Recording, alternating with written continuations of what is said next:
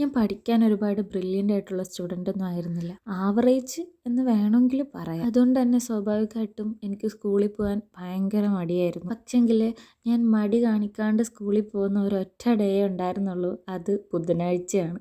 വേറൊന്നുമല്ല, അന്ന് colour dress ഇടാം, പിന്നെ വർക്ക് എക്സ്പീരിയൻസിൻ്റെ പീരീഡും ഉണ്ടായിരുന്നു. 9ാം ക്ലാസ്സിന് ശേഷം എൻ്റെ ഈ വക കഴിവുകളെല്ലാം ഞാൻ ഏതോ ഒരു റൂമിലിട്ട് പൂട്ടി അതിൻ്റെ താക്കോല് ഞാൻ എവിടെയോ മറന്നും വെച്ചു. ശരിക്കും പറഞ്ഞാൽ പിന്നീടുള്ള പഠിത്തത്തിൻ്റെ ഇടയ്ക്ക് ഈ വക കാര്യങ്ങളൊക്കെ ഞാൻ വിട്ടുപോയി എന്നല്ല, ചെയ്യാനുള്ള ടൈം ഇല്ലാത്തത് കൊണ്ട് തന്നെ ഒഴിവാക്കിയായിരുന്നു. ഡിഗ്രിക്ക് ജോയിൻ ചെയ്തിട്ട് ഞാൻ നേരെ പോയിട്ട് NSSലും കൂടെ അങ്ങോട്ട് ജോയിൻ ആയി. എന്നെ പറയണു പൂരം. ആദ്യം ഒരു 7 days ക്യാമ്പ് ഉണ്ടായിരുന്നു. അതിൽ നമുക്ക് കുറേ കൾച്ചറൽ ആക്ടിവിറ്റീസും കാര്യങ്ങളൊക്കെ ആയിട്ട് പിന്നെ എൻ്റെ കഴിവുകൾ പയ്യെ പുറത്തോട്ട് വരാൻ തുടങ്ങി.